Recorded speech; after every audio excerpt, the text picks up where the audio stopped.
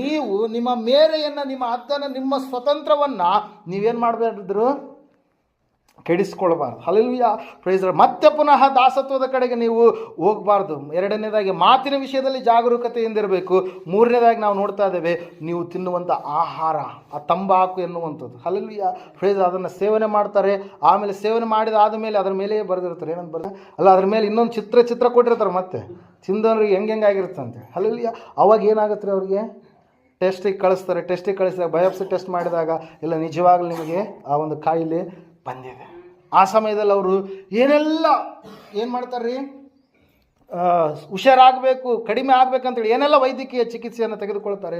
ಆದರೆ ಅವರಿಗೆ ಪ್ರಾರಂಭದಲ್ಲಿ ಗೊತ್ತಾಗಲ್ಲ. ಅದು ಭಾಳ ಉಲ್ಬಣವಾದಂಥ ಸ್ಥಿತಿಯಲ್ಲಿ ಕೊನೆಯ ಸ್ಟೇಜಲ್ಲಿರುವಾಗ ಅವ್ರಿಗೆ ಗೊತ್ತಾಗುತ್ತೆ. ಆ ಸಮಯದಲ್ಲಿ ಅವರು ಎಷ್ಟು ಹೋರಾಟ ಮಾಡಿದರೂ ಕೂಡ ಅದರಿಂದ ಹೊರಗಡೆ ಬರಲಾರ್ದೆ ಸಾವಿಗೆ ಅವ್ರು ಏನಾಗ್ತಾರೆ, ಏಡಾಗ್ತಾರೆ. ಅವ್ರು ಹೇಳ್ತಾರೆ, ತಿಂದಾರು ಸಾಯ್ತಿನ ಹೊರತಾಗಿ ನಾವು ಬಿಡಲ್ಲ. ಹಲ್ಲೆಲೂಯಾ.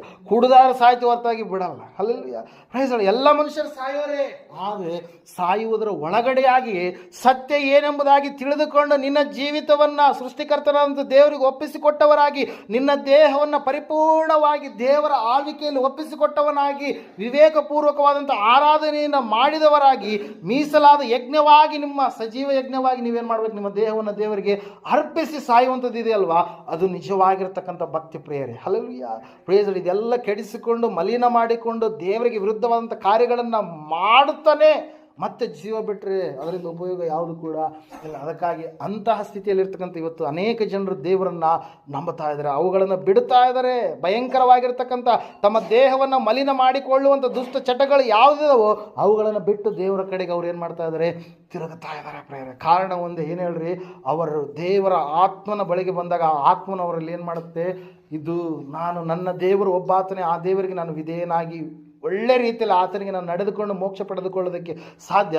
ನನ್ನ ಮಾತುಗಳ ವಿಷಯದಲ್ಲಿ ಕೂಡ ನಾನು ಎಲ್ಲೆಯನ್ನು ಅದನ್ನು ಮೀರಬಾರ್ದು.